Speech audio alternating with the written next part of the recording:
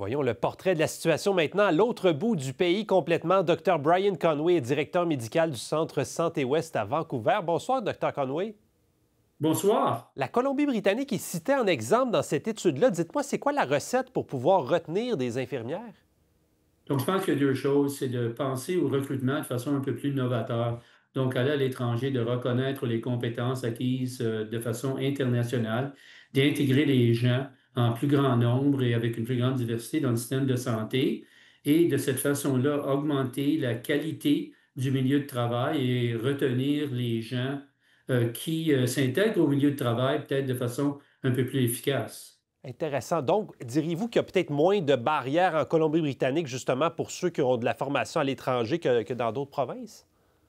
Il y a eu des efforts très positifs en ce sens de dire qu'on ne reconnaîtra pas les diplômes automatiquement, mais on va les reviser rapidement, d'intégrer les gens dans les cases que nous reconnaissons, donc infirmières, infirmières auxiliaires, aides de soins, et d'essayer de voir de quelle façon la formation cadre avec ce que nous reconnaissons, de leur donner une chance de réussir, et puis une fois qu'ils sont intégrés dans le milieu de travail, de reconnaître les sources de stress, le surtemps, le surtravail, et des autres choses qui font en sorte que les gens décident de quitter le milieu clinique et de les adresser rapidement de façon proactive. Oui, là, vous touchez un point important. On parle souvent des salaires, mais est-ce que les conditions de travail, c'est peut-être encore plus important pour être capable de garder sa main-d'œuvre?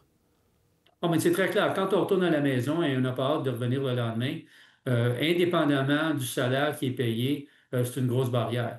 Donc, c'est un peu comme ça qu'on essaie de créer des équipes plus horizontales, plus multidisciplinaires, pour reconnaître les compétences de chacun, d'éviter la verticalité, si on veut, dans les relations de travail et d'augmenter la santé des employés, d'augmenter leur qualité de vie et leur qualité de vie au travail.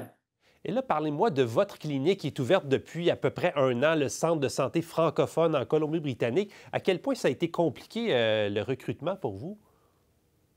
Mais c'était un peu plus facile que je l'aurais imaginé, surtout du côté des infirmières. Quand on parle de qualité de travail, il y a beaucoup de gens qui parlent français et qui veulent pouvoir travailler dans un milieu francophone. Donc, on leur donne cette chance-là. On reconnaît la grande diversité de la francophonie en Colombie-Britannique. De bien des façons, je suis le seul, il y a des jours que je suis le seul natif du Québec à l'intérieur de la clinique.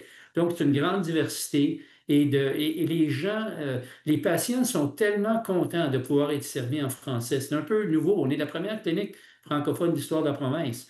Donc, les patients sont contents, les employés sont contents. Donc, la rétention, est beaucoup plus facile dans ce contexte-là.